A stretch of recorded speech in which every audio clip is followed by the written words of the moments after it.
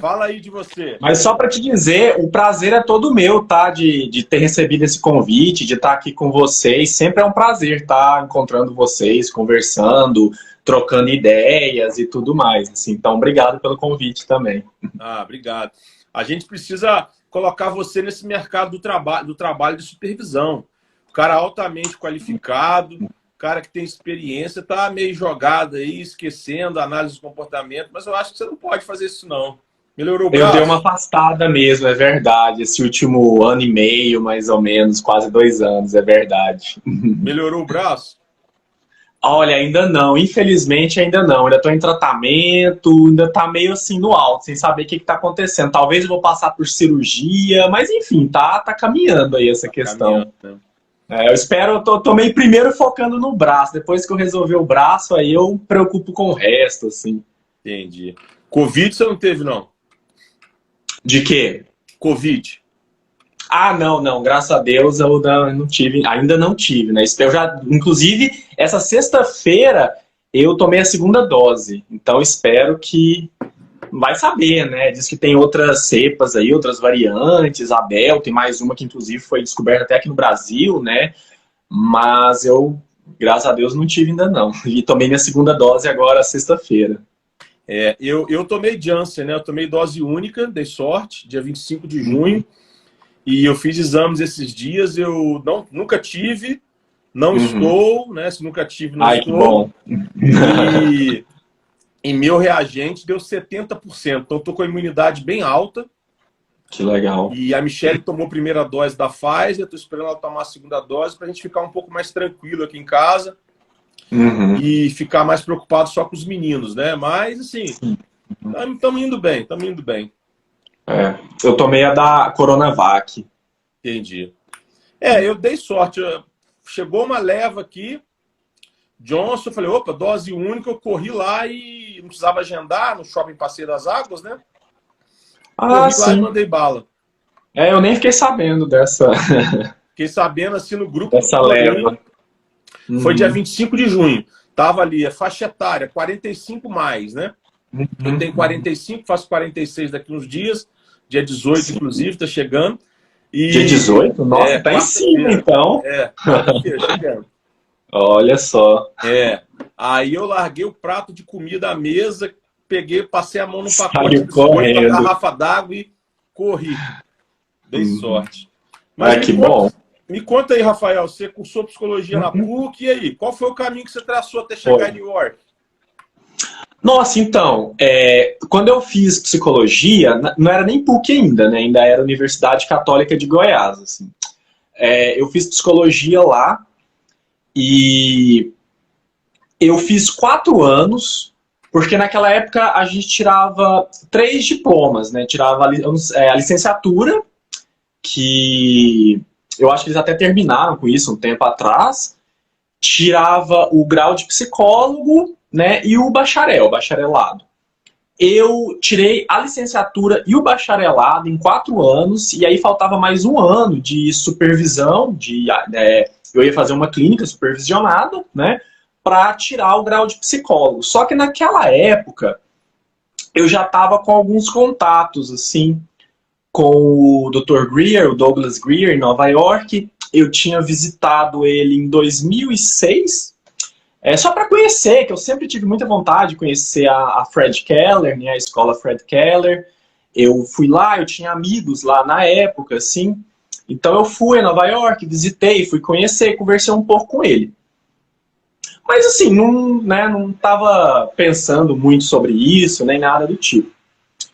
E aí uma professora minha da PUC, ela falou, ué, por que você não vai fazer o mestrado? Eu falei, mas ainda falta um ano, né, para tirar o grau de psicóloga. Ela meio que me encorajou a falar, não, não precisa, vai lá, faz o mestrado, depois você volta, termina o grau, já, só com bacharelado já dá para ir.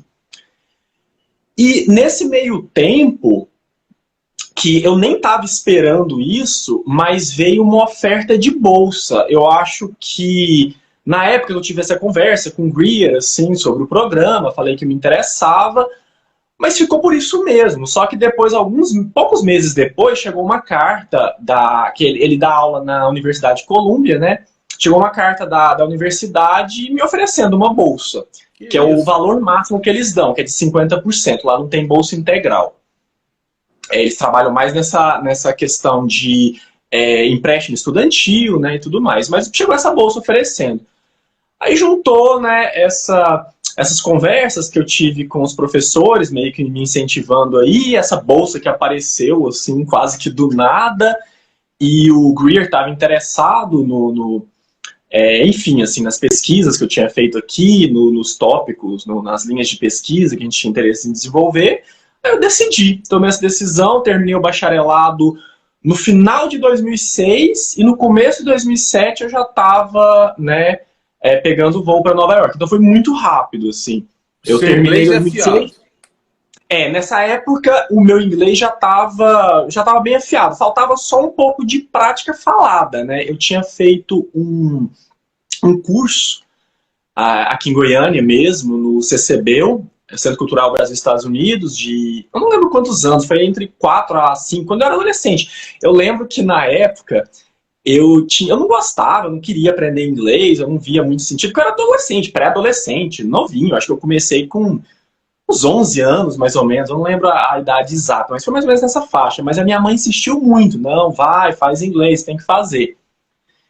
E eu vou falar com toda honestidade pra você, assim, de tudo que eu já aprendi na minha vida, que algumas coisas mudaram muito a minha vida. Aprender psicologia, né, ter estudado psicologia, análise de comportamento, mudou completamente a maneira como eu enxergo o mundo, como eu enxergo... como eu assisto o noticiário, eu penso sobre aquele noticiário de outra maneira, completamente diferente. Eu cheguei a fazer um curso de fotografia, eu gosto de fotografia, assim, então isso também mudou muito a minha visão de mundo, como que mais do ponto de vista estético, né, visualmente. Agora, eu diria que nada afetou tanto e mudou tanto e transformou tanto a minha vida quanto ter aprendido inglês, assim. Parece propaganda de escola de inglês, mas não é. É muito verdade isso na minha vida, assim. É de tudo, desde o fato de eu ter ido a Nova York pela primeira vez, ter conversado com Greer, ter tido acesso aos artigos em inglês que, pela primeira vez, eu travei contato com a Fred Keller. Foram alguns artigos em inglês que eu li lá na PUC, né? Na época era o UCG. E até o tipo de informação que eu tenho, vou fazer uma pesquisa sobre algum tópico, algum tema, só de falar inglês. O material que é disponível em português e o material que é disponível em inglês, você tem muito mais, assim, acesso à informação, artigos, conteúdos, conhecimento e tudo mais. Então isso mudou bastante, né, a questão do inglês. A minha mãe me incentivou, eu já falava inglês, só que eu não tinha tido essa prática da conversação, conversar com o pessoal de lá, enfim. Mas eu fui mesmo assim. Eu já tinha uma amiga lá que acabou, na época, virando uma namorada, assim, a gente passou um tempo juntos enquanto eu estava lá. E isso abriu muitas portas para mim, porque eu acabei tendo muito mais contato com o pessoal de lá, né, os americanos, o pessoal dos Estados Unidos, e meio que eu fiquei totalmente imerso na cultura, na língua. Eu só falava inglês. Foi algum tempo depois que eu fui aos poucos conhecendo mais brasileiros lá. Mas eu fiquei o primeiro ano inteiro falando só inglês, todo dia. Quanto custou? Isso ajuda. Oi? Quanto custou? O quê? O curso? Nossa, foi muito caro. Essa bolsa de 50%, ela ajudou muito. Eu não teria ido sem ela. Mas mesmo assim, foi muito caro. Estou tentando lembrar aqui. Eu acho que foi na época, que foi em 2007 a 2009... foi na faixa de... eu quero dizer algo aí entre $30 mil por semestre, mais ou menos. Sem Já contar com a bolsa, né? Não, sem contar a bolsa. Então, provavelmente foi algo aí entre 120 ou mais, porque tinha alguns... Eu acabei terminando em 2 anos, porque todo verão, que era para ter sido férias, mas você tinha a opção de fazer alguns cursos intensivos de verão, que era inclusive por formato de EAD. Naquela época eles já estavam, né, investindo no EAD lá na Columbia. Então todo verão a gente estudava, fazia várias matérias de uma maneira mais compacta e tudo por EAD. Então acabou que no verão você acabava pagando um pouco mais, né, por essas matérias, mas foi mais ou menos nessa faixa. Eu não lembro exato, já tem tanto tempo, mas foi por aí, nessa faixa entre 25 a 30 e poucos mil dólares por semestre. Entendi. E essa universidade é aonde lá em Nova York? Ela fica...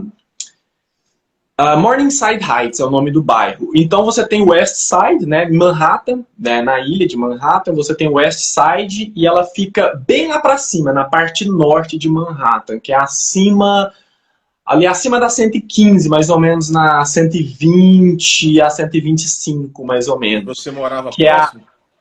Morava, mas no começo não. No começo, na verdade, foi bem difícil, porque foi assim. Quando eu cheguei lá, inicialmente, eu fui morar com essa amiga minha, que me ofereceu para ficar lá.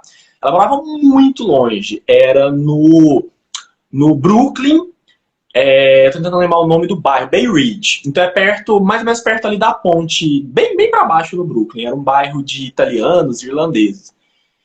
E de Bay Ridge para Colômbia, o metrô de Nova York é incrível, é maravilhoso. Assim, é mais ou menos 35 minutos de qualquer lugar, de qualquer um dos 5 boroughs lá, você vai para qualquer outro. Mas, especificamente, do lugar onde ela morava até na Colômbia, era muito longe. Digamos assim, a baldeação, né, que você fazia entre os metrôs lá era bem complexa. Então, acabava demorando bem mais do que isso. Era na faixa aí, no mínimo, uns 45 minutos, quando você não pegava, não tinha muito problema. Mas naquele horário de pico ainda chegava a ser quase 1 hora, mais ou menos, para chegar lá. E não bastando, né, esse 1 hora de deslocamento, que eles chamam do commute, né, para chegar lá, a gente ainda dava aula. A gente é basicamente professor em período integral, né, nas escolas da rede Cabas. Então tem a Fred Keller, mas tem várias outras. Eu acho que vocês chegaram até a visitar algumas dessas escolas, né? Uns anos atrás, eu lembro que... Em Yonkers. Aí eu conversei com a Michelle, sim, em Yonkers, sim, eu cheguei a dar aula lá. E vocês viram, é bem longe. Então, daquela região ali, do North West Side de Nova York, é mais 1 hora de carro. Fácil. Fácil. Às vezes 1h30, às vezes 1h30. Então o meu commute estava sendo 2 horas, 2h30, todo dia. Eu saía do Brooklyn, ia lá para aquela região do Morningside Heights, pegava uma carona, né, um carpool, a gente dividia gasolina, ia todos os professores para lá, que eram os estudantes do mestrado, do doutorado, que davam aula nessas escolas, né, no Upstate, Nova York. Aí a gente ia todo mundo junto, ia lá, dava aula o dia inteiro, período integral, né, horário de aula mais ou menos ali, varia um pouco, mas entre 8 da manhã até 4 da tarde, 3h30 da tarde. Então dava aula, depois voltava, assistia o mestrado à noite, eu voltava, né, para o Brooklyn. E essa situação não deu para se manter muito tempo. Eu gastava 4 a 5 horas por dia nessa ida, só em metrô, em carro. Aí depois eu consegui mudar mais para perto, ali pro que eles chamam do Hispanic Harlem, né, que é o Harlem, mas a parte dos hispânicos, né, que é bem mais perto ali do Morningside Heights. E pouco tempo depois disso, eu consegui uma vaga no alojamento lá dentro do Teachers College, né, que é a faculdade de educação da Colômbia. Eu consegui alojamento lá dentro e o resto do tempo que eu fiquei lá eu passei a morar. Então era muito fácil. Eu acordava, tropeçava, caía da cama e já estava dentro da sala de aula lá. Ficou Isso bem mais fácil. Isso era ruim para matar a aula, né? Aí ficou ruim. Ah, não, mas eu não matava a aula, não. Não, tô brincando. Pagando esse preço, se fosse pra matar a aula, não tinha como. Eu queria aproveitar cada segundo de aula. Com certeza. E como que é esse programa? É uma universidade que tem diversos programas na área de psicologia?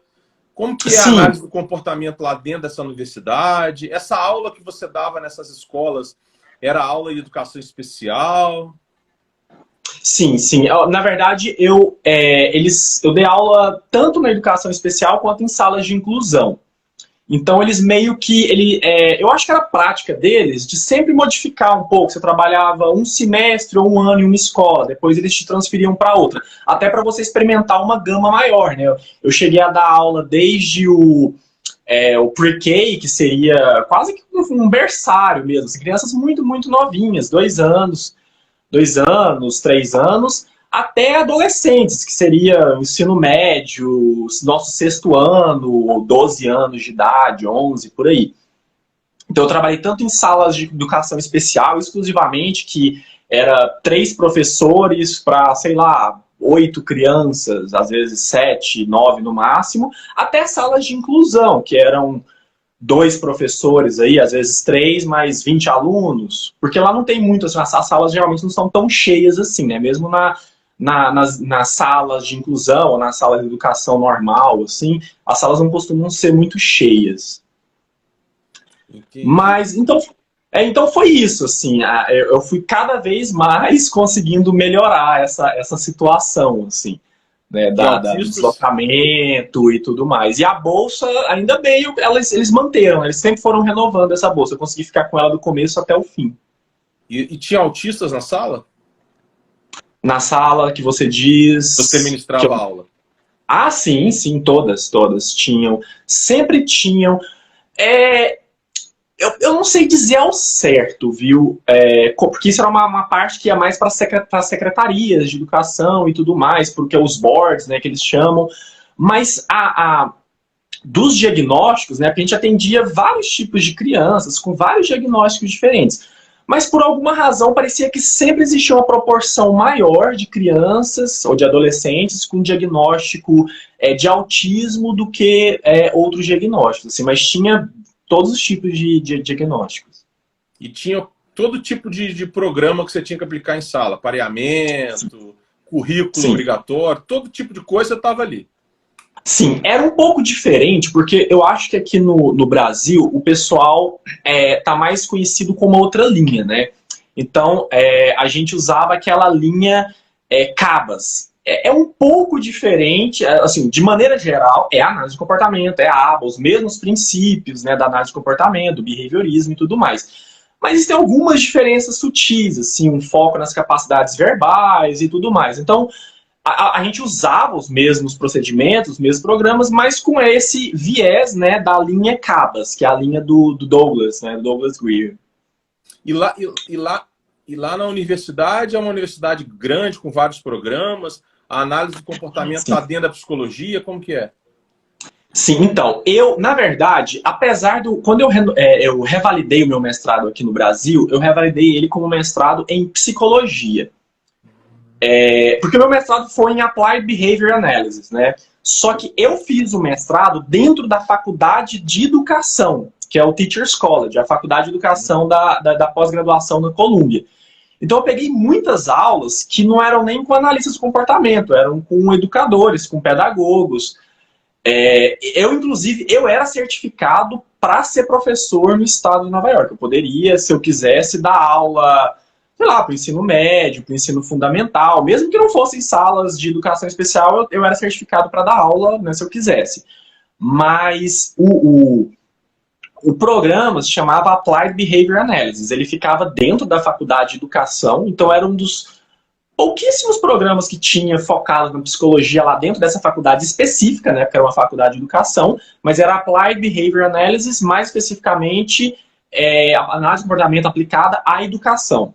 E com foco na educação especial, mas mesmo tendo esse foco na educação especial, o Richard, né, o Douglas Greer, ele sempre teve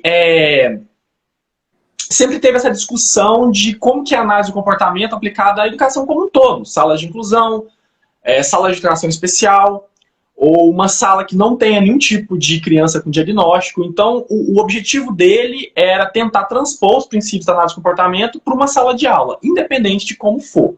Independente da necessidade. Claro que, sim. Então, depende da criança, o que ela precisa, né? Cada criança vai precisar de algum... cada uma tinha seu o graph, né, o gráfico e tudo mais. Nas salas de inclusão, na escola de inclusão que eu dei aula, que eram salas de inclusão dentro de uma escola tradicional lá em Nova Jersey, mesmo as crianças que não tinham diagnóstico, elas tinham os gráficos, elas passavam por vários procedimentos. É claro que era diferente, assim, existiam programas específicos que elas não precisavam daqueles programas para aprender um determinado conteúdo. Então elas aprendiam da maneira como era mais apropriada ali para elas.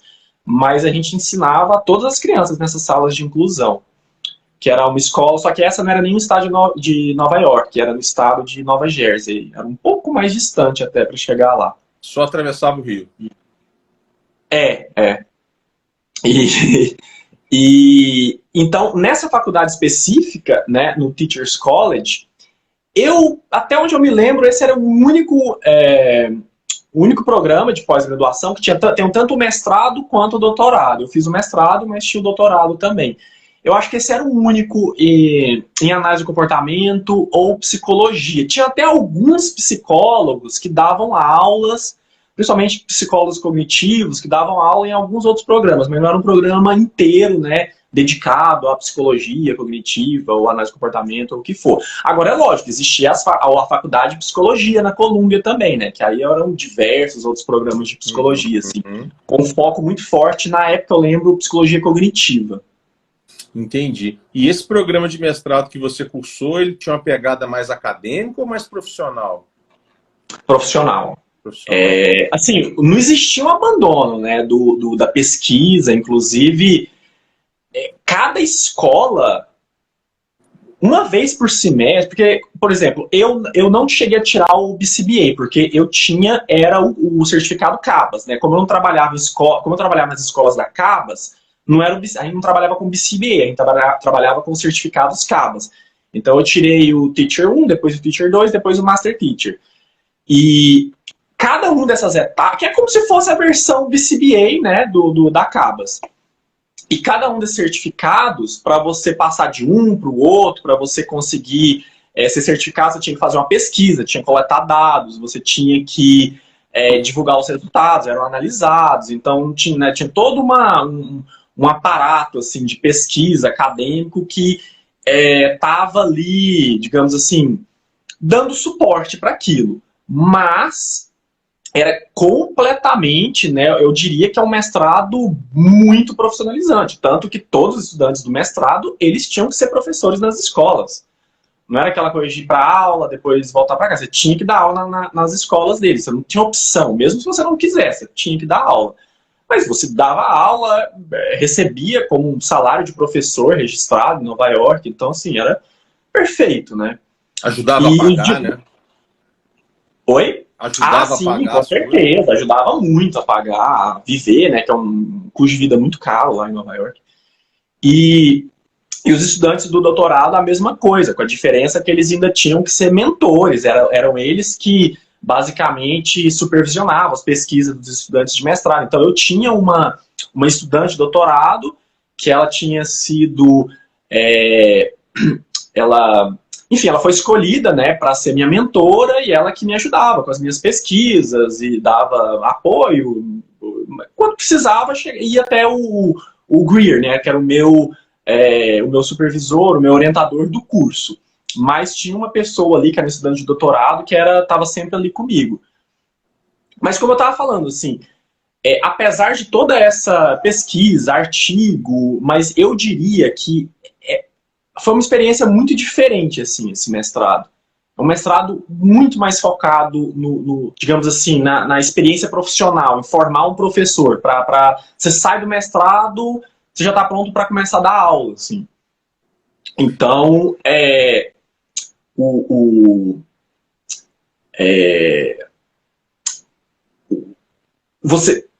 você fazendo esse mestrado, dando aula nas escolas, as aulas que você pegava que não eram de análise do comportamento, sempre eram aulas já assim, elaborar um plano de aula, como fazer tal coisa, como que você vai ensinar matemática em uma determinada faixa etária. Então tudo era muito voltado para esse aspecto profissionalizante. Inclusive no final do mestrado, não foi assim, eu não cheguei a escrever uma tese, nem nada do tipo. Eu escrevi um artigo científico já no formato já pronto para ser publicado, né? Tanto que a gente publicou lá na época e tudo mais.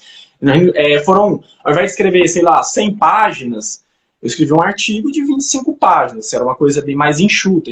O mestrado era feito em 2 anos e o doutorado em 3 anos. E isso aí foi entre 2007, 2009 e 2010? 2010 eu já estava de volta. Então foi do comecinho de 2007 até o final de 2009, mais ou menos. Assim. Entendi. Foram 2 anos. Eu teria demorado um pouquinho... Desculpa, pode falar. Não, pode falar, se podia ter demorado. Ah, não, eu teria demorado um pouquinho mais se eu não tivesse pegado aqueles programas, aqueles cursos de verão que eu falei. Aí eu adiantei um pouquinho para terminar em 2 anos. Porque a Michelle, que está participando conosco aqui, ela mora em Nova York também, ela também trabalha com educação, ela perguntou aqui. Você já tinha falado, mas eu acho que talvez ela não estava na live. Ô Rafael, e quem que é o Douglas Grier? Quem é esse? Eu sei quem é, óbvio que eu sei, mas eu estou te perguntando para você falar para as pessoas. Quem é Douglas Grier? O que são as escolas Cabas? O que é? Então, vamos lá, que eu acho que é um pouco mais... eu chutei aqui. Eu acho que é um pouco mais desconhecido, né, aqui, ou de maneira geral, dentro da aba, essa linha Cabas. O Douglas Grier, ele começou fazendo pesquisas mais dentro do jazz. Ele tem um passado de música, de jazz, assim, e depois ele passou para análise do comportamento. Isso, assim, há várias décadas atrás, eu acho que, se não me engano, na década de 60, 70, enfim, que ele fez essa transição, né? Então ele começou estudando música. Depois ele passou a estudar essa questão do ensino, né? Como ensinar música, partituras e tudo mais. E ele foi fazendo, aos poucos, ele foi fazendo essa transição, né? Para começar a estudar análise do comportamento focado, mais com foco na educação, assim. E uma das primeiras, digamos assim, um dos pontos em que a pesquisa dele começou a divergir um pouco do resto da aba, que trabalha com educação especial, foi quando ele começou a estudar as capacidades verbais. Inclusive foi um desdobramento disso foi o tema do meu artigo de mestrado, né? O name, uma capacidade verbal de nomear. Que seria tentar entender mais ou menos como que, na época ele fez essa pesquisa, né, fez esses estudos com crianças autistas. Seria ver como que essas crianças estavam adquirindo a capacidade de dar nome a objetos, a pessoas e tudo mais. E ele estudou num nível um pouco mais, digamos assim, um pouco mais macro. Então ele tentou achar um procedimento não apenas que fosse ensinar, por exemplo, como nomear um copo, assim.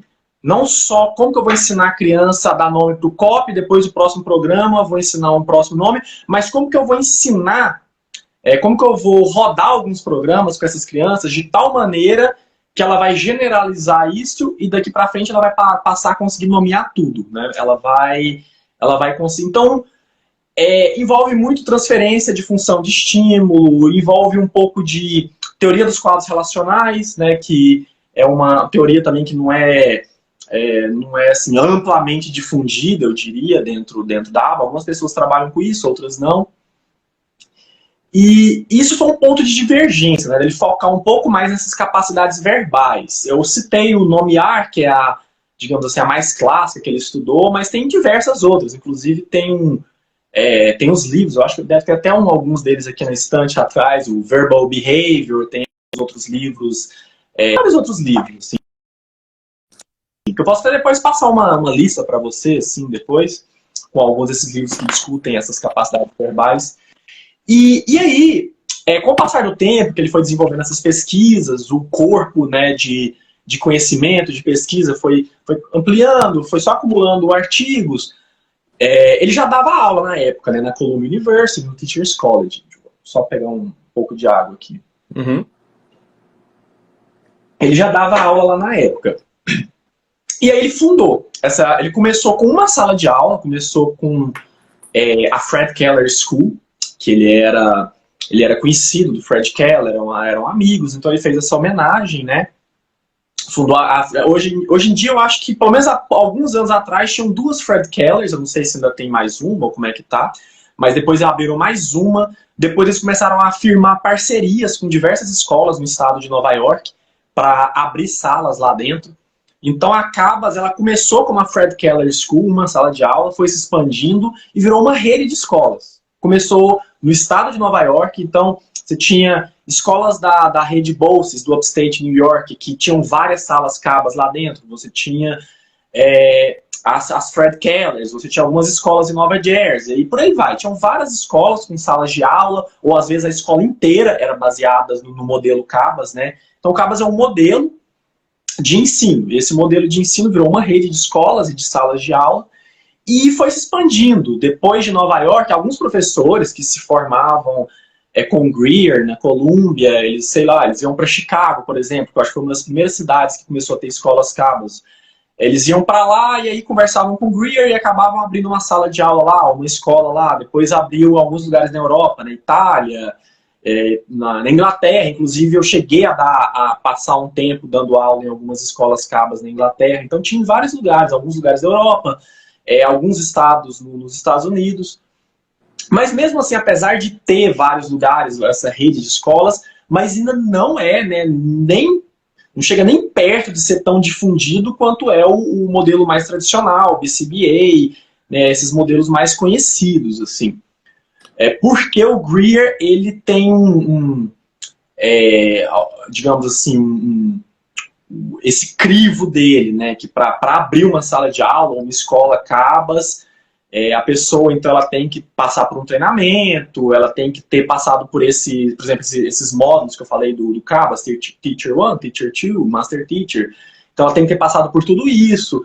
De maneira resumida, basicamente, a grande maioria acaba fazendo esses cursos de mestrado, doutorado com ele, ou então nessas escolas ele vai lá, ele faz uma parceria. Então, é difícil expandir muito isso, né, quando é mais centralizada a maneira como as pessoas se formam dentro desse sistema. Mas eu respondi o suficiente, tá? Eu acho que consegui explicar bem. Explicou super bem. E ele Tá. é o quê? Psicólogo? Ele é analista do comportamento? Com qual formação?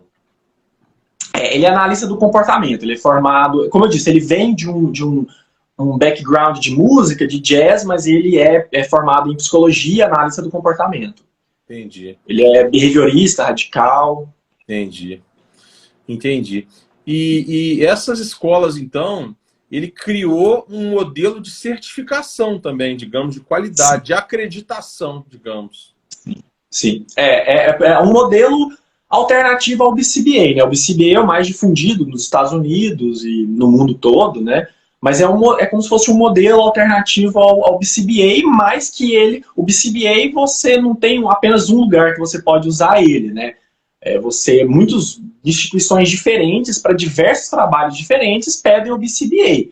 Agora o CABAS só serve nas escolas CABAS, né? Filiadas nessa rede. Entendi.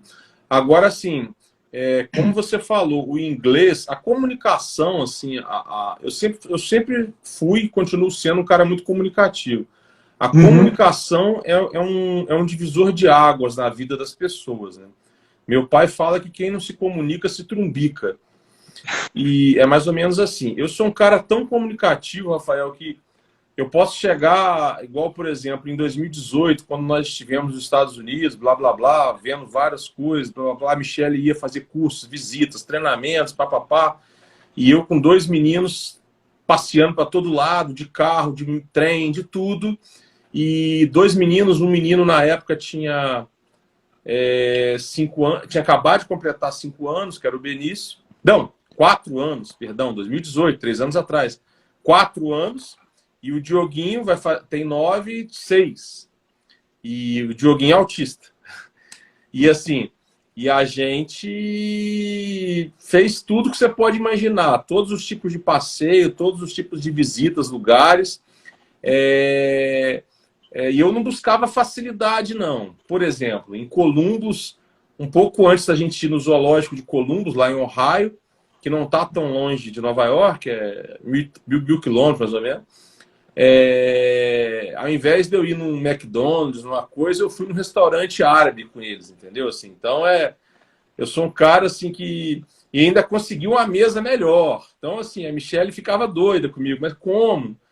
Relaxa. E poucas vezes eu usei, antes que alguém já despreze o meu talento de comunicação, poucas vezes eu usei o Google Tradutor. Então, assim, eu penso que quando a pessoa quer te entender, ela te entende. Às vezes você quer água, ela te traz um refrigerante, ok. Mas, assim, a coisa vai fluindo.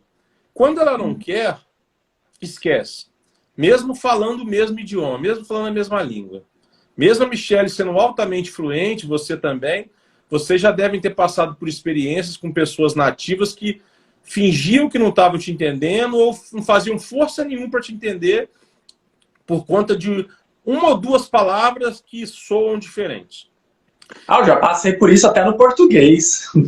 Então, a comunicação é um fenômeno maravilhoso, né? Eu acho assim que o inglês é fenomenal, como você falou, mas eu também acho que a análise do comportamento te ensina a se comunicar, a perceber coisas que você não percebia antes. Eu estou estudando análise do comportamento há pouco tempo, tal, já fiz a pós, etc. E cada vez estudo mais, converso com pessoas que entendem muito mais do que eu. Você é uma delas, Michelle é outra, etc. Mas assim, o pouquinho que eu sei, a análise do comportamento está fazendo muita diferença na minha vida, porque eu comunico e consigo perceber reações, consigo lembrar das características da pessoa e trabalhar um pouco os antecedentes para que o objetivo da minha conversa flua bem, ou eu chegue aonde eu quero. Então, assim, é impressionante isso, né? O tanto que a ciência faz a diferença na vida das pessoas. Seja o idioma, seja a análise do comportamento, e o tanto que o autismo também me ensinou, né? Quando o Dioguinho não era verbal, quando teve o diagnóstico, o tanto que eu aprendi a me comunicar sem falar com ele, né? E isso me ajuda nos relacionamentos com as pessoas, tal. Isso é impressionante. E o tanto que isso deve fazer a diferença no ensino para as crianças especiais, seja nas escolas de metodologia CABA, seja em outras. Enfim, whatever, né? Enfim, é direto. Então, assim, não importa. E eu acho que essa experiência que você teve aí nos Estados Unidos, aí, isso aí não tem. E depois na Inglaterra, como você disse, trabalhando com análise do comportamento, trabalhando com modelos diferentes, não inferiores, diferentes, né? É fenomenal, né? Fenomenal. Não tem, assim, comparação, não tem o que dizer disso. Eu tô querendo levar a família, né, mais para frente para lá, para a gente fazer uma experiência de vida, sabe? Eu falo muito isso na cabeça da Michelle. A gente precisa. Você mencionou para mim. Você, Michelle, precisa passar por isso. Você precisa sair desse conforto, dessa zona de conforto aqui de Goiânia, passar por uma experiência dessa. Os meninos precisam passar. E imagina, a Michelle, o tanto que ela tem possibilidades, né? Porque a gente pode trabalhar o recurso material, ela tem a fluência, eu consigo dar o apoio na questão do suporte familiar, o tanto que isso pode abrir portas para ela fazer tudo que ela já faz online de perto, né? Ela fez uma certificação agora, Ruby. A Michelle está falando que está com medo. Que ela está no Mil Freitas Autismo Espanhol aí. A gente já está visando o mercado hispânico, Rafael. Daqui a pouco nós estamos pegando a aula sua e legendando em espanhol. Se prepara. Mas, enfim, o tanto que isso faz a diferença, né? A Michelle fez um treinamento todo aí de 1 ano praticamente, a professora supervisionando ela em inglês, ela treinando pais, dando feedback à professora em inglês, tudo online. Então, assim, quando passar essa pandemia, imagina tudo de perto. Né? A Michelle tem vontade de fazer um treinamento em Seattle, lá em cima, na divisa com Vancouver, lá em cima no estádio Washington, de 1 mês, quer dizer. Então, assim, eu falo muito para ela, tem que abrir essa cabeça, parar com esse pensamento bairrista, né? Por que eu falei tudo isso da comunicação? Para confirmar tudo que você disse, tal, etc., mas também para dizer como que é importante a gente futucar as coisas em inglês, né? A Michelle sai me mandando as coisas em inglês e eu vou futucando, me virando, às vezes botando um Google Tradutor, uma legenda no YouTube ali, me virando aqui. E a gente vem descobrindo, a Michelle já sabia, mas é tanta coisa que a gente não conversa tudo. E esses dias eu vi a quantidade de associações e certificações que tem nos Estados Unidos. Não é só a Board. A Board é a principal delas, mas você tem outras de tanto prestígio quanto a Board lá dentro dos Estados Unidos. No mínimo umas 4. No mínimo umas 4. Então, assim, com menos prestígio, assim, para fins profissionais, porque a Board conseguiu facilitar junto a planos e seguros de saúde para os profissionais receberem reembolso, serem contratados, mas esquecendo essa parte profissional de reembolso, você tem outras 3 ali com o mesmo prestígio de respeito, de conhecimento, de know-how de profissional, etc. E é uma coisa que para o Brasil não chega, as pessoas não sabem disso, as pessoas, board, o que é board? Muito mal sabe o que é board, muito mal sabe de onde vem a análise do comportamento, muito mal sabe que Skinner nem psicólogo era, que Skinner foi ser psicólogo a nível de mestrado e doutorado, que Skinner era profissional da educação a nível de bacharelado. É o mesmo caso do Greer, eu estava falando que ele veio de outra formação e depois que foi, né, aprender psicologia, estudar psicologia. Então, e assim, as pessoas não sabem que lá nos Estados Unidos, o mestrado e o doutorado, principalmente o mestrado, ele é como se fosse uma graduação para fins de habilitação profissional. Às vezes o cara faz um bacharelado, sei lá, em direito, e não quer trabalhar com direito, vai lá, faz um mestrado em psicologia e se inscreve até no conselho de psicologia com o mestrado. Não é? Sim. Inclusive, desculpa te interromper, mas inclusive diversos colegas meus do mestrado, eles não eram da psicologia. Eu era um dos únicos que era da psicologia. A maioria era da pedagogia, da educação. Mas assim, só deles terem feito aquele mestrado, o mestrado já capacitava eles a fazerem o BCBA, se eles quisessem, tinha todos os pré-requisitos e tudo mais. Então eles vinham da educação, faziam o mestrado em ABA, e se quisesse já saíam, faziam o BCBA e começava a trabalhar. Pois é, as pessoas elas não entendem que a formação é diferente. A formação lá é de um jeito, aqui é de outro, a realidade econômica é de um jeito, aqui é de outro. Lá, por exemplo, com a minha capacidade de comunicação e com o meu inglês tabajara, eu descobri que a análise do comportamento nos Estados Unidos, isso nem a Michelle sabia, ela soube por meio de mim. Ela é regulamentada em 31 estados, mas não é em todos. Em alguns estados, a profissão em si, ela é regulamentada. E eu não estou falando de board, eu estou falando de regulamentação estatal. Eu não sabia disso também, não. Inclusive em Nova York. Então, assim, inclusive em Nova York. Então, e é independente da psicologia. Né? Em contrapartida, em poucos estados, mas existem, os analistas do comportamento precisam trabalhar sob a supervisão de psicólogo. Olha como o país olha como a coisa ainda não tá sedimentada, né? Sim, eu lembro que no estado de Nova York e no estado de Nova Jersey também, era separado. Então a gente tinha dentro da equipe, porque lá as leis são muito mais bem elaboradas, mais bem estruturadas, né, do que aqui. Espero que aqui vai só evoluindo cada vez mais, assim, que já evoluiu bastante, inclusive, nos últimos anos, desde que eu cheguei até agora.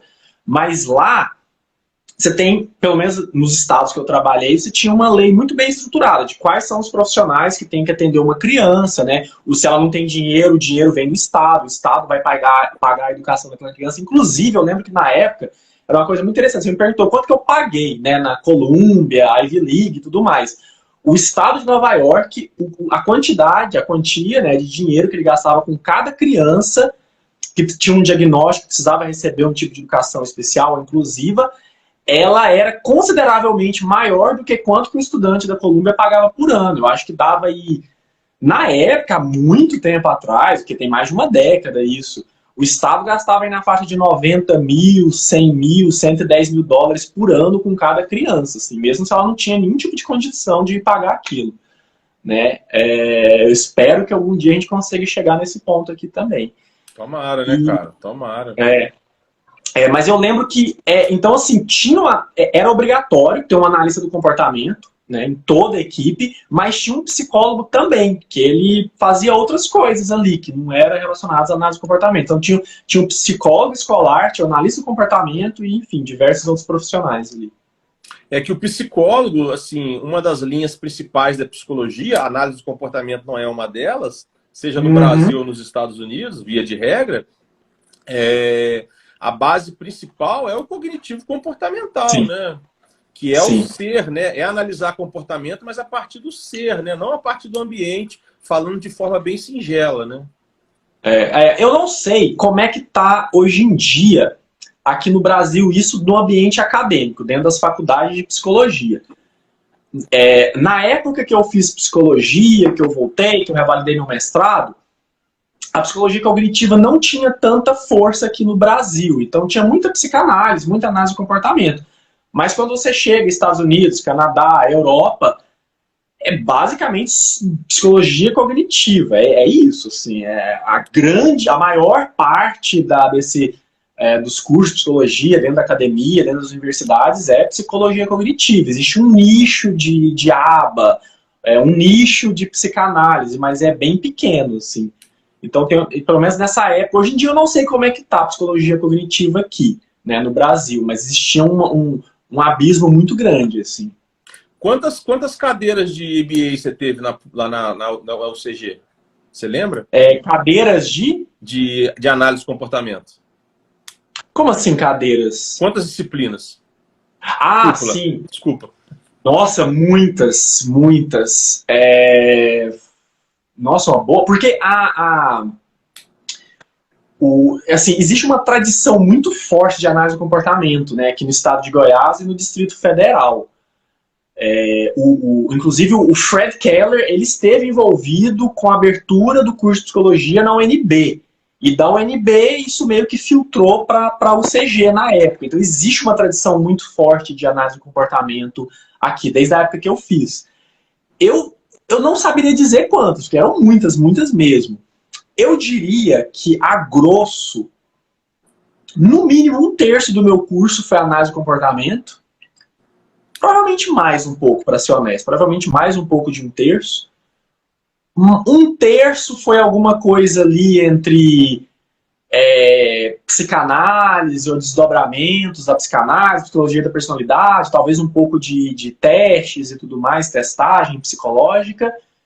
E o resto é uma mistura, assim, psicologia social, um pouquinho ali de psicologia da Gestalt. Neurologia.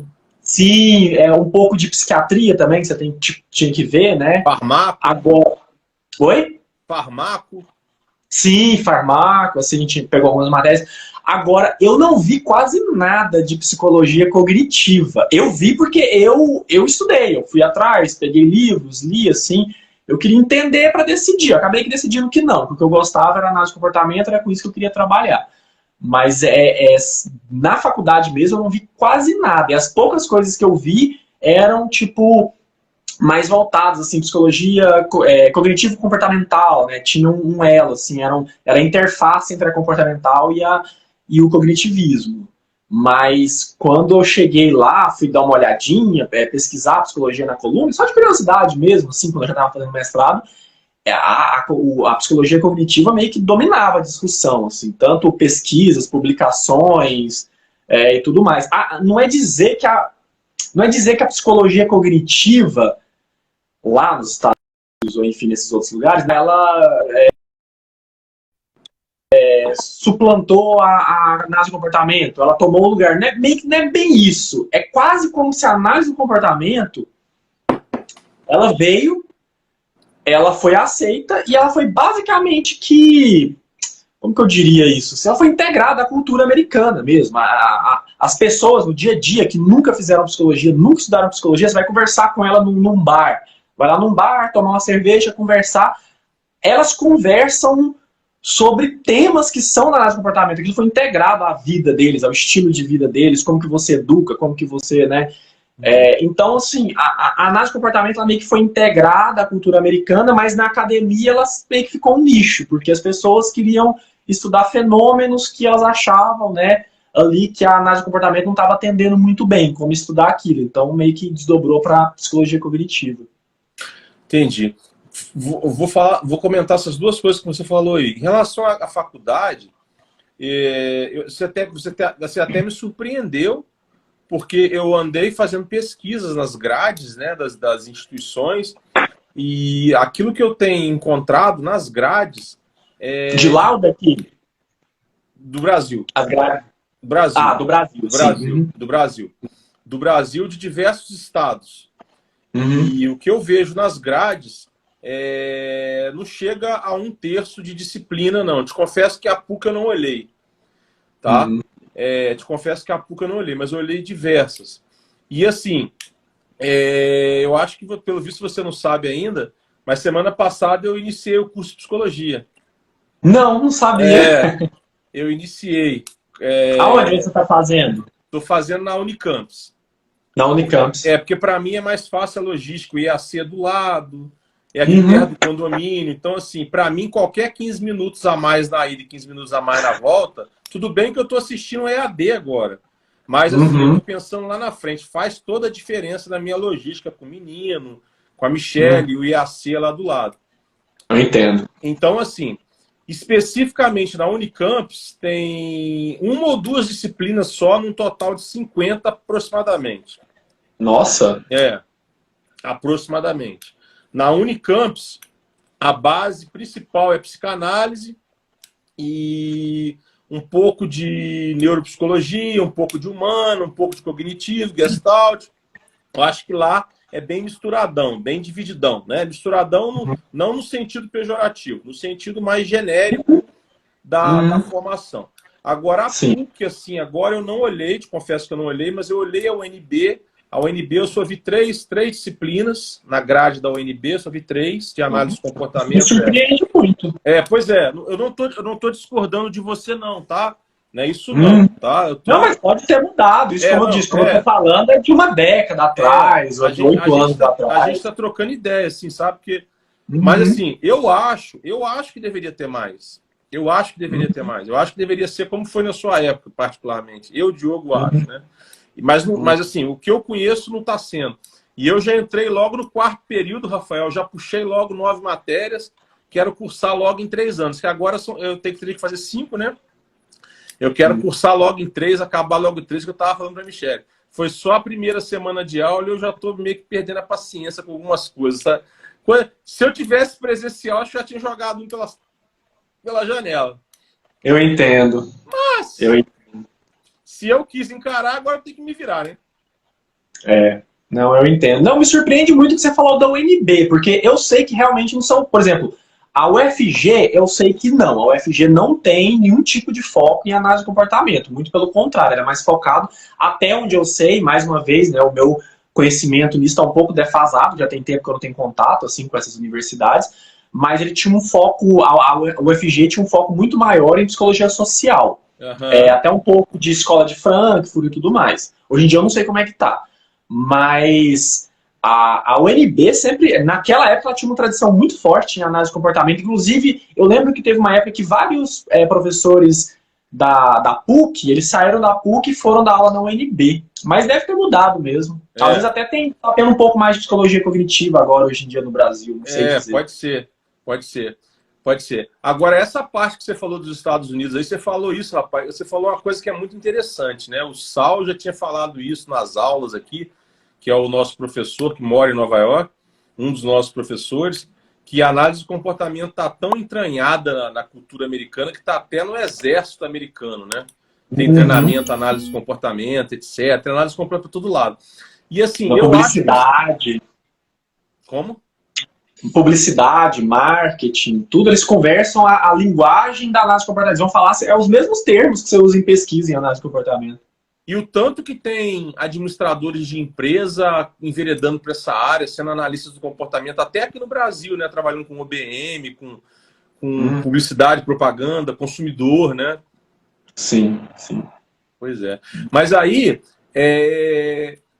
mesmo com toda essa difusão da análise do comportamento nos Estados Unidos, com toda essa aceitação cultural, com todo esse conhecimento latente da população, principalmente população acadêmica, ou que não está mais acadêmica, mas já foi um dia, hoje é profissional, você vê que a análise do comportamento não tem a força nos Estados Unidos que outras disciplinas, que outras ciências, que outras profissões. Como a enfermagem, por exemplo, que lá em alguns estados, profissionais podem pedir exames, prescrever remédio, em paralelo aos médicos, né? Não sabia disso. Não sabia disso. E a analista do comportamento em pouquíssimos estados, mas existe depender de psicólogo para trabalhar junto a plano de saúde. Quer dizer, então assim, a análise do comportamento lá deveria estar muito mais forte, mais difundida, mais popular. eu atribuo isso, sem nenhum sentimento pessoal, mas eu atribuo isso um pouco ao preciosismo de muitas certificações, muitas acreditações, muito linguajar técnico, muito empenho na pesquisa, na ciência, que é importante, mas muito menos esforço em ouvir a voz da rua, em popularizar essa ciência e colocar isso para fora. O que você acha? Você me lembrou muito um colega que eu tinha no mestrado, que ele falava exatamente a mesma coisa que você falou. Inclusive, hoje ele é coordenador de uma rede imensa de escolas no estado da Virgínia, assim, que ele falava exatamente isso, que ele não era satisfeito, ele também não veio da psicologia, ele veio de outra, ele veio da comunicação, inclusive. E ele chegou a trabalhar em televisão antes de ir fazer esse mestrado, virar professor. Ele falava que ele achava que isso... Nossa, ele falou exatamente a mesma coisa que você falou, que faltava isso, assim, era muita burocracia, muita coisa, muita certificação, e acabava que aquilo não chegava na pessoa ali que está precisando daquilo, digamos assim, que poderia... Se você, sei lá, talvez fizesse um workshop de fim de semana, você ia passar um conhecimento interessante para aquela pessoa que ela poderia aplicar no próximo dia. Ela ia para casa e já ia aplicar aquilo. Só que existia um preconceito da academia de não pode ser um workshop de fim de semana, tem que ser um curso de 3 anos, tem que ser, né, etc e tal. Então ele tinha muito essa crítica. Hoje, como eu disse, hoje em dia ele, né, terminou o mestrado lá, pegou essa ideia dele de como que ele achava que tinha que ser as coisas. E ele, até alguns anos atrás, a última vez que eu falei com ele estava coordenando eu acho que não sei se era o estado inteiro, eles têm lá os condados, né, mas é uma região muito, muito grande mesmo, com essa filosofia de tentar difundir mais, né, de tentar trazer aquilo mais para o dia a dia, assim, para as casas das pessoas, para, enfim, sair um pouco da academia. Mas isso existe muito, isso existe, e olha só, você está falando dos Estados Unidos, né? Eu acho que isso que você está falando é mais acentuado ainda aqui no Brasil. Muito mais. Eu vejo muito isso aqui, e é complicado, assim. Eu sou uma pessoa, eu fiquei muito satisfeito com esse mestrado que eu fiz, porque eu sou uma pessoa mais assim, um pouco mais voltada mão na massa, como que eu vou aplicar isso, que eu posso fazer com isso, né? Como que eu posso trabalhar com isso. Então, eu concordo com você nesse ponto. Eu acho que é uma coisa que você falou, uma mistura de comunicação, que hoje em dia tudo é... Hoje em dia não, sempre foi, mas hoje em dia está mais difundido, né, com as mídias digitais. Então, tem a parte da comunicação, tem a parte do lobby, né, que assim, você tem... Provavelmente os enfermeiros lá, para terem conquistado esses direitos, teve lobby, teve política, comunicação, teve muita coisa para eles, né, terem conquistado esses direitos. Então, acho que a ciência é importante, é óbvio que é, claro, mas tem que ter todo esse aparato, né, de comunicação, de lobby, de política e de, não sei, essa tentativa de tentar pegar aquilo e falar quem que vai se beneficiar com isso? Como que eu vou, né, transformar isso... Essa palavra, né, tá muito comum hoje em dia, mas como que eu vou transformar isso num conteúdo que vai beneficiar as pessoas, assim? Como que eu vou... eu acredito muito nisso, sim. Claro. Então, assim, depois você me passa o contato do seu amigo, pelo visto já tem emprego lá na Virgínia, que eu já tô na filosofia dele. Nossa, ele é ótimo. Acho que vocês iam se dar muito bem. É o Adam. Ele é muito divertido. Ai, ai. Então, assim, o Rafael, mas assim, o que eu acho, cara? No direito, a minha formação de base principal é direito, né? No direito, a gente fala assim, o juridiquês, né? No direito tinha muito juridiquês, ainda tem. E as pessoas falam, não, o juridiquês é bom que valoriza o profissional. Então eu falo bonito, eu sou eloquente, eu tenho juridiquês, eu uso terno, eu ando de carro bonito e as pessoas me chamam de doutor. Pronto, né? Eu tô ali, eu sou advogado. Só que esse advogado, ele foi ficando defasado porque o direito foi mudando, o direito foi ficando mais acessível, as pessoas começaram a acessar e propor demandas independente de advogado, as ações de massa foram surgindo, novos direitos foram surgindo, consumidor, meio ambiente, coisas que não existiam há 30 anos atrás, por exemplo, assim, de forma tão latente. E esses advogados foram ficando para trás, né? Então, eu acho que, respeitadas as proporções, respeitado todas as adequações e contextos, é mais ou menos isso que está acontecendo com a análise do comportamento. E nós aqui no IAC, sem prepotência, acho que nós somos pioneiros, no caso a Michelle especialmente. Por quê? Porque ela foi a primeira pós-EAD em análise do comportamento do Brasil, quiçá do mundo. Porque eu não sei se tinha pós-EAD quando a Michelle abriu nos Estados Unidos. Talvez mestrado, mas pós. Mas, enfim, do Brasil com certeza. Então, assim, e ela começou a difundir a análise do comportamento, falar no linguajar mais simples, trazer pessoas para dentro do IAC que estavam dispostas a encarar isso, você é uma delas, como eu já disse no começo da live. E hoje você vê onde o IAC está, onde a Michelle está, né? Volume de venda, relacionamento, professores, qualidade do curso, e pessoas da análise do comportamento mais tradicionais estão ali seguindo aquela linha,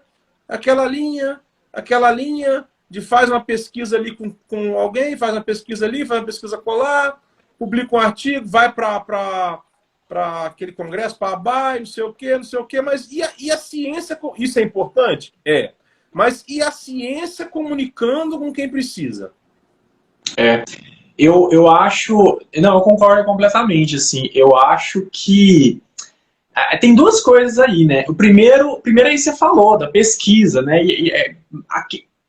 Para quem que você está? Qual que é o objetivo da academia? Né? Qual que é o objetivo da ciência? Qual que é o objetivo da psicologia? Então só aí já é meio parar para pensar. E aí entra toda uma questão da institucionalização também. O professor ele tem que publicar X artigos por ano, ele tem que fazer X periódicos, etc. Pesquisa. Então acaba virando uma coisa que assim, um número, né? Ele precisa atender aquela cota, ao invés de tentar parar para pensar, né? Qual que é o tipo de pesquisa que eu posso fazer que vai ter um objetivo, objetivo não, vai ter um uso. Vai agregar, vai gerar um valor concreto ali, pessoas vão se beneficiar de maneira concreta daquele conhecimento, assim. Então isso é muito importante, é uma coisa que até, assim, pesou muito na minha decisão, que eu acabei não fazendo doutorado. Eu tive proposta lá nos Estados Unidos, aqui acabei não fazendo, assim, por causa disso, que eu não consegui pensar em alguma coisa, um tema que eu falava, não, isso realmente tem um propósito, vai agregar alguma coisa, assim.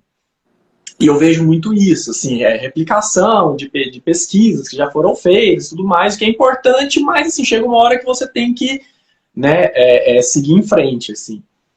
E a outra coisa é aquilo que você falou também, dessa questão de fazer um conhecimento que é um conhecimento mais...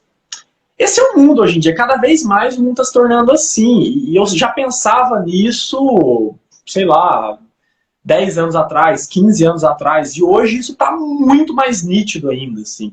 Então é uma coisa que... porque a comunicação ficou mais rápida, mídias sociais e tudo mais. Assim, você tem que fazer alguma coisa que ela é relevante ali, para agora, para aquele momento. Assim. Palatável, então, né? Palatável e ela tem que... é uma questão bem pragmática mesmo, uma coisa útil, assim, ela vai ajudar alguém, ela vai beneficiar alguém, ela vai trazer um ganho ali para a sociedade, para a pessoa, para quem for, assim. E eu acho que a pesquisa ela tinha que ser um pouco assim também, ou bem mais assim.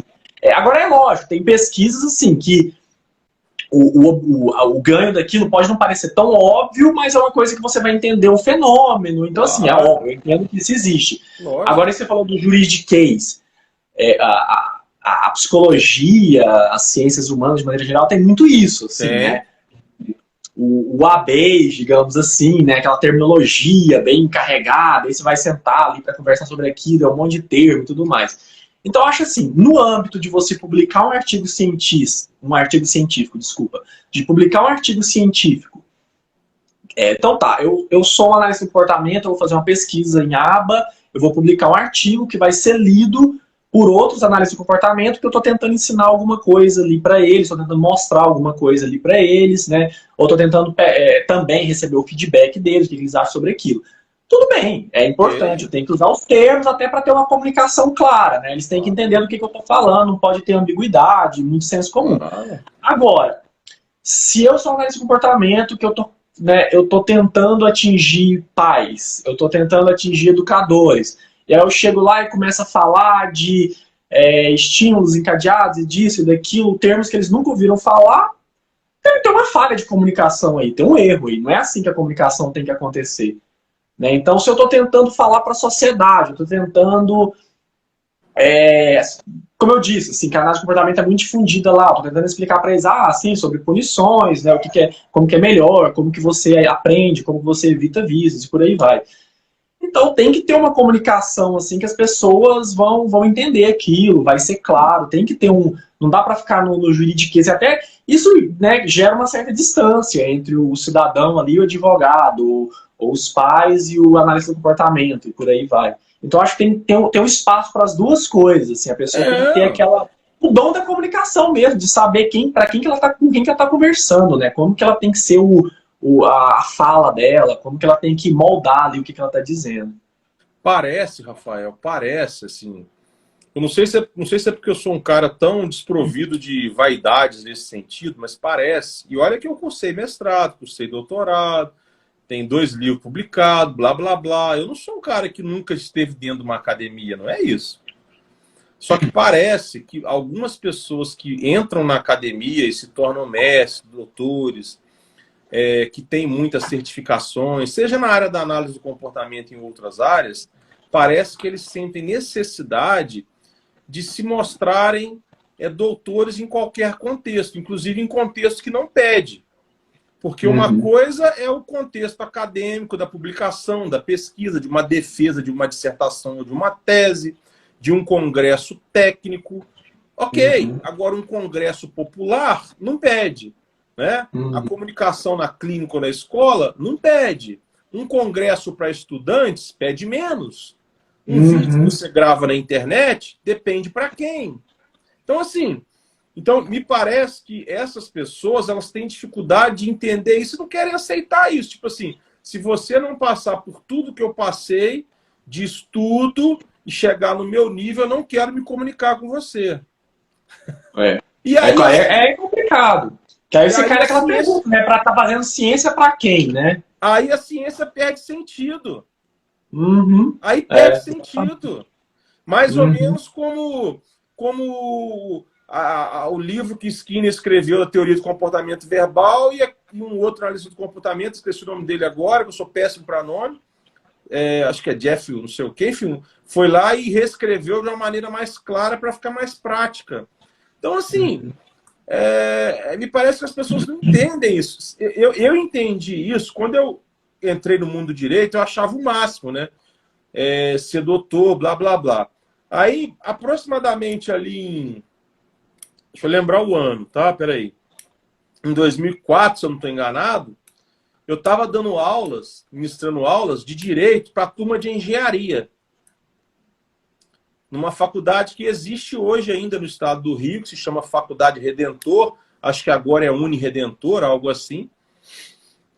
E eu lembro que eu comecei blá, blá, blá, blá, blá, blá, blá, blá, blá, blá, e a turma era pequena, sei lá, tinha uns 20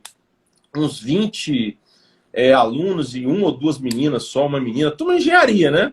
Engenharia civil e mecânica junto, acho que era algo assim. E aí, rapaz, depois de uma meia hora, aqueles alunos ali e tal, e eu não conhecia nada de análise do comportamento, nem de autismo, senão eu tinha percebido na primeira frase. Eles ficaram aqueles 30, 40 minutos assim, né? E eu disparei, né? Aí um aluno teve coragem, pessoal. Aí ele falou alguma frase imbecil, assim, primata da engenharia. O direito na engenharia já era ali na metade do final para o curso, né? Aí ele falou, tipo assim, alguma coisa primata, alguma coisa banal, alfabetização para engenheiro. Uma frase boba, assim. Como uma coisa boba para análise reforçador, né? Como uma coisa boba para direito, jurisprudência. Coisas assim que A pessoa mal pisou o pé na academia já sabe o que é. Aí eu peguei e falei para ele, o quê? Aí ele falou, pois é. Eu acabei de falar para você uma coisa que o aluno mal entrou na faculdade de engenharia já sabe. E você não entendeu, professor. É a mesma coisa para com a gente. Nós não estamos entendendo nada. Entendendo nada. A gente não... Então, assim, aí eu falei, rapaz... Aí caiu minha ficha. Aí eu falei, cara, eu preciso falar na língua que as pessoas entendem. Se eu vou atender clientes que são de sindicato, sindicato dos metalúrgicos, sindicato dos aeroviários, sindicato, eu tenho que falar na língua deles. Se eu vou atender empresário, é na língua do empresário. Se eu vou gravar vídeo para pais, é na língua dos pais. Ou eu não faço. Ou eu não faço. Ou eu não faço. Né? Exatamente então, isso. Eu acho que é por aí. Agora, sim, a análise do comportamento é uma ciência potente, maravilhosa, maravilhosa. Mas eu acho que ela não precisa ter dono, ela não precisa ficar escondida às 7 chaves. Não é uma ciência fácil de você aprender da noite para o dia, de verdade. Não é uma ciência fácil de se trabalhar, seja com autismo, empresa, idoso, esportes, música, de verdade. Não é fácil. São poucas pessoas no mundo que de fato sabem, aprendem e dominam. Não é uma grande parte, mais ou menos, a galera sabe bastante, grande parte ali está ali, e a galera que está embaixo está engatinhando. Então, assim, como qualquer ciência, ninguém precisa ter medo de difundir. A análise do comportamento precisa ser difundida, gente. Pelo contrário, precisa ser difundida e ajudar as pessoas muito mais a entenderem o processo do dia a dia, como lidar com as coisas, até como que elas estão sendo, talvez estão sendo manipuladas aí por várias, né, X fatores sem nem entender como. Com certeza, eu acho que tem que ser difundida também. Com certeza. E qual foi o seu artigo? Qual foi o tema? Foi nomear, né? Então foi um desdobramento daquela capacidade verbal que eu te falei, de nomear. Assim. Eu fiz uma pesquisa com estudantes seria o equivalente assim, segundo ano, mais ou menos 9 anos de idade, 8 anos de idade, numa sala de inclusão, peguei vários alunos assim, e fiz alguns estudos, acrescentei no procedimento que o Greer tem, de como ensinar para as crianças, que aí assim, é bem complexo e tudo mais. Eu posso até depois disponibilizar alguns artigos, assim, se alguém tiver interesse, que fala sobre isso. Mas é um procedimento bem longo, que envolve várias etapas, geralmente dura aí, no mínimo, se a criança pegar aquilo muito, muito bem, dá para fazer talvez em 2 semanas, mas tem vezes que acaba durando meses. Então, assim, é um procedimento bem complexo. E com várias etapas, vários programinhas, vários... variáveis e tudo mais. E o que eu fiz foi pegar esse procedimento e realizar algumas modificações nele. Enfim, assim, eu acrescentei algumas variáveis, fiz algumas modificações e vi se aquilo acelerava, facilitava, né, a aquisição dessa capacidade de nomear nessas crianças. E teve resultados bem interessantes, assim, teve resultados positivos, acabou que realmente deu certo. O Greer até gostou do artigo, teve uma publicação lá depois disso, mas foi isso. Assim, e as crianças eram verbais? Algumas sim, outras não. Algumas eram e outras não. Tinha 2 tipos, assim, crianças já eram verbais, mesmo que não... de uma maneira assim, não completamente, né, mas já tinham algum repertório verbal, e tinham crianças que ainda não tinham repertório verbal. Que o objetivo é bem esse mesmo, assim, crianças que ainda não têm essa capacidade de nomear. Mas elas já têm, assim, mesmo que não tinham repertório verbal, elas já tinham algumas capacidades, né, verbais, digamos assim, de imitação, mesmo que elas estavam, né, falando e tudo mais, mas já tinham algumas capacidades aqui, que existem alguns pré-requisitos também, antes de rodar esse programa, antes de aplicar esse procedimento. Então tem que ter alguns pré-requisitos, mesmo que a criança não seja completamente assim, verbal. É legal a gente falar assim no linguajar mais simples, né? Você vê que você usa termos mais técnicos, mas eu não uso tanto. Mas você deve ter percebido na minha pergunta aí se era verbal ou não, exatamente para as pessoas entenderem que mesmo a criança não sendo verbal, ela poderia participar desse processo, né? E que o objetivo era esse. A pergunta foi de propósito, para as pessoas entenderem. Porque se for levar a nomear ao pé da letra, né, ortograficamente, a pessoa fala, mas como que alguém que não fala vai nomear, né? A não ser que ela se comunique por libras, né? Oi, não sei o quê. Mas não é bem isso, né? Porque a análise tem outras... A gente tinha até algumas crianças, assim, que não eram libras, mas eram outro tipo de comunicação, assim, com alguns aparelhinhos e tudo mais. Mas sim. Inclusive, assim, eu fiquei pensando em qual a melhor maneira de explicar isso, assim, né? Como que é essa questão do verbal para análise de comportamento, assim, que nem sempre envolve o ato de falar, né? Assim. Exatamente. Ô, Rafael, mas e aí, para frente agora, o que você vai fazer? Você vai esperar o braço sarar, pós-cirurgia, se quiser, e vai embora de novo?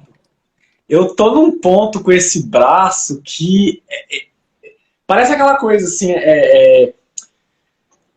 já tem alguns anos, né, que eu tô nessa luta com o braço, teve um acidente de carro, eu já passei por, sei lá, 4, 5 médicos diferentes, já fiz tudo quanto é tipo de tratamento você consegue imaginar, já passei por acupuntura, vários ortopedistas, já fiz de tudo, assim, tudo que você consegue imaginar eu já fiz. Então chegou num ponto que as outras coisas, elas meio que estão saindo, assim, de foco, eu só tô conseguindo enxergar isso, sabe? Eu tô muito, assim...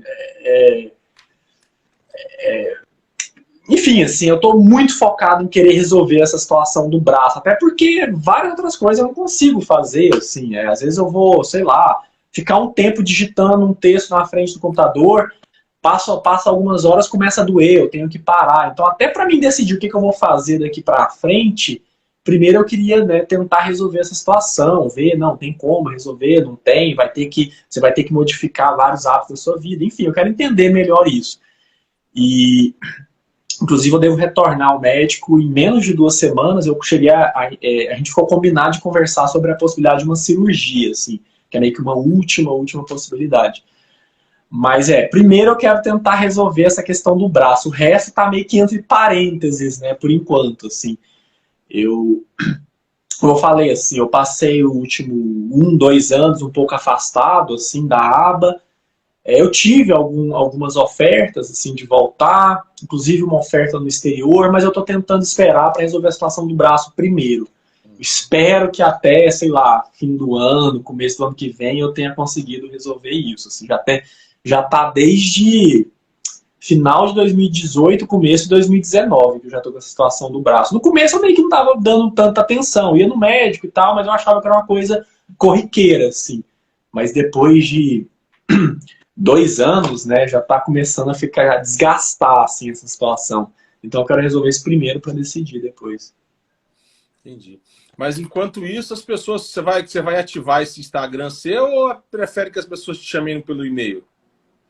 Olha, eu acho que pelo e-mail, com certeza eu vou responder mais rápido, eu vou visualizar mais rápido. Então, se tiver alguma pergunta, eu acho que e-mail é a melhor opção.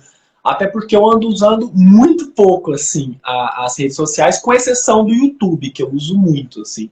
Mas por várias razões, que eu uso para informações, né, ver várias coisas. Mas o Instagram, o Facebook, eu usando muito, muito pouco. O que eu uso mais é o e-mail e o WhatsApp. Então tem o WhatsApp também, tem essa opção do WhatsApp que eu tô sempre, todo dia eu tô olhando, respondendo, como eu tô comunicando mais com as pessoas. E qual que é o seu e-mail, apesar dele estar na arte? Fala ele aí para nós, apesar dele estar na arte. O e-mail, não vê? Sim, o e-mail é rvv064@gmail.com. Esse é o que eu vou ver mais rápido, assim. Tem algumas outras contas, mas esse é o que vai ser mais rápido eu visualizar. Muito fácil, né? rvv064@gmail.com. Facílimo. É só prestar atenção quando a pessoa fala que você grava, né? rvv064@gmail.com. E o Rafael... RVV de Rafael Vieira Vasconcelos. E o 064 Na época que eu criei esse e-mail, que tem muito tempo atrás, eu estava estudando a 64, a questão da ditadura e tudo mais. Aí, por alguma razão, o RVV já tinha sido utilizado, aí eu coloquei esse 64 porque eu estava buscando algum número para acrescentar. E, Rafael, aí o pessoal pode te enviar e-mail para para pedir esses materiais de estudo, trocar ideias? Você está aberto com para contatos profissionais aí também? O pessoal quiser buscar supervisão com você, principalmente, de repente, supervisão de acompanhamento terapêutico que está na escola, que é mais sim, pode mandar tudo pelo e-mail. Eu acho que você está muito preparado para ajudar no acompanhamento de crianças autistas e os seus acompanhantes terapêuticos, professores de sala de recursos. Eu acho que é por aí, né, cara? Sim, com certeza. Qualquer dúvida, qualquer solicitação, enfim, pode mandar por e-mail ou pelo e-mail eu posso passar também o contato no WhatsApp, que aí pode ter uma conversa um pouco mais rápida. Então, com certeza, pode entrar em contato, sim. Mas eu acho que esse sistema de supervisão, de avaliar os programas que os terapeutas estão passando, abordar comportamentos problemas, dar alguma dica de facilidade, por exemplo, para aprender matemática, igual você mencionou no começo da live, que você trabalhou. Eu acho que tudo isso são coisas que você pode ajudar e você tem que botar seu preço e cobrar. Nós estamos falando de coisas profissionais, não estamos falando de chamar para tomar chopp, né? Sim, com certeza. Não é? E você consegue fazer sem usar o braço, né? Você pode fazer videochamadas e, né, por enquanto, dá para ir sem o braço, né? Dá. Dá para ir, né? Então tá. Pessoal, rvv064@gmail.com. Aí, Rafael, essa live fica gravada, ela vai sendo visualizada aos poucos lá no perfil da Michelle.